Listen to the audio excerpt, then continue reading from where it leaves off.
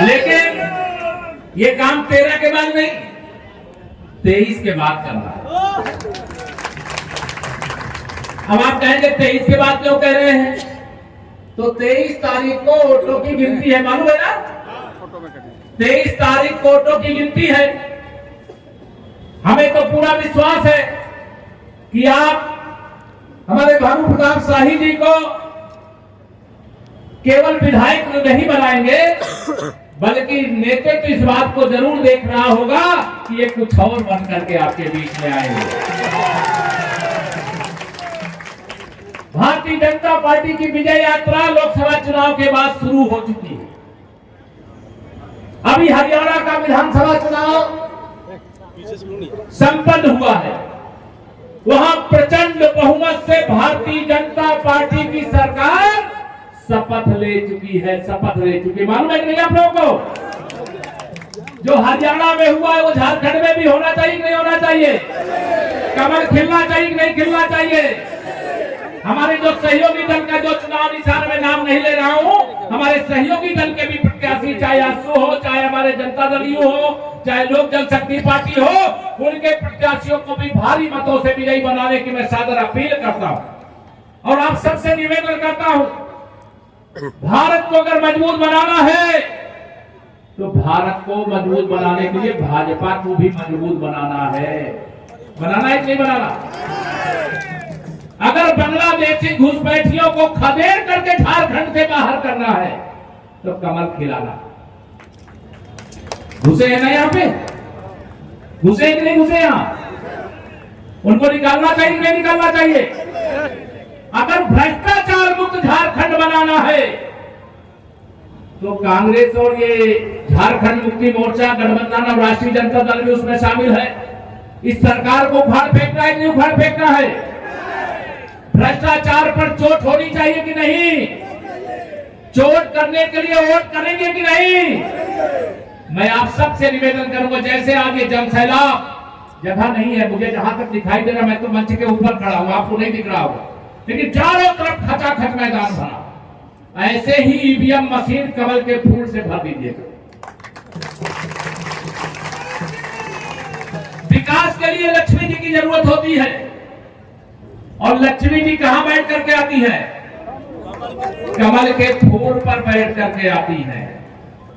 गरीब कल्याण के लिए, नौजवानों के उज्जवल भविष्य के लिए, माताओं और बहनों की पूजा के लिए, सम्मान के लिए, उनके सशक्तिकरण के लिए कमल का फूल खिलना जरूरी है। कमल की सरकार बनना जरूरी है। भाजपा गठबंधन की सरकार बनना जरूरी है। बगल में छत्तीसगढ़ है। जब चुनाव हुए थे तो कांग्रेस वाले वहां पर बहुत उछल रहे थे कि हम वहां छत्तीसगढ़ में फिर वापस आएंगे, लेकिन वहां की जनता ने आशीर्वाद दिया, वहां कमल की सरकार बन गई।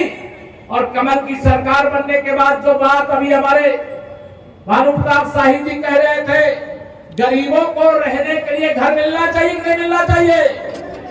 दोनों हाथ रखना, मिलना चाहिए कि नहीं मिलना चाहिए? और ये मोदी जी की गारंटी ही नहीं, गारंटी की भी गारंटी है। तीसरी बार मोदी जी ने जब प्रधानमंत्री पद की शपथ लिया तो सबसे पहले जिस फाइल पर अपने हस्ताक्षर किए, इस देश के 3 करोड़ और गरीब लोगों को, जिसमें झारखंड के भी 22 लाख लोग हैं, उनको प्रधानमंत्री आवास देने वाली फाइल पर हस्ताक्षर करने का काम किया। रामलला का भव्य मंदिर में उसकी चर्चा करूं, अब उसका विषय नहीं है, सब जानते हैं। मोदी जी के गारंटी की गारंटी होती है। मोदी जी ने कहा था रामलला का भव्य मंदिर राम के जन्म स्थान पर बनाएंगे। बताइए बना कि नहीं बना? दोनों हाथ उठाए बताओ, बना कि नहीं बना? मोदी जी ने कहा था जम्मू कश्मीर से 370 की जो अनुच्छेद है उसको हटाएंगे। बताइए हटा कि नहीं हटा? हटा कि नहीं हटा?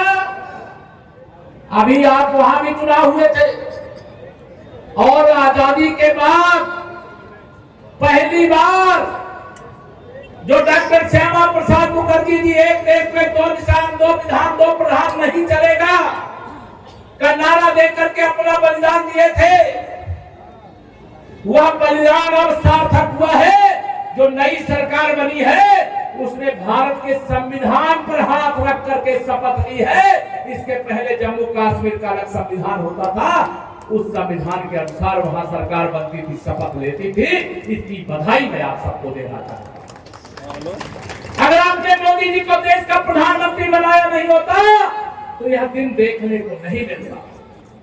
गरीबों के जीवन में जो खुशहाली आपको देखने को मिल रही है, जिसमें बेईमानी झारखंड मुक्ति मोर्चा के नेतृत्व वाली सरकार, हेमंत सोरेन के नेतृत्व वाली सरकार यहां पर कर रही है, वह मोदी जी दिल्ली से तो पैसा भेजते हैं, लेकिन जिनके पास पहुंचना चाहिए उनके पास पहुंच रहा है क्या?